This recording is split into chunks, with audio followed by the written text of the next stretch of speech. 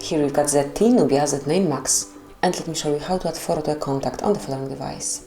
So first of all, you have to open the contacts, then mark the contact that you would like to add this profile picture to. In my case it will be Penelope, then select edit and click on the profile picture right here.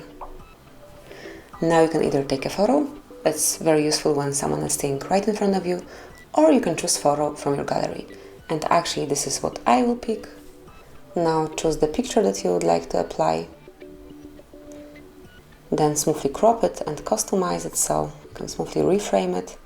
I will make it bigger, here it is, and then tap on confirmation mark.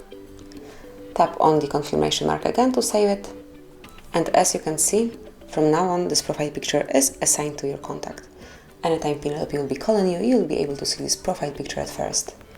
And this is it, that would be all. Thank you for watching, please subscribe our channel and leave the thumbs up.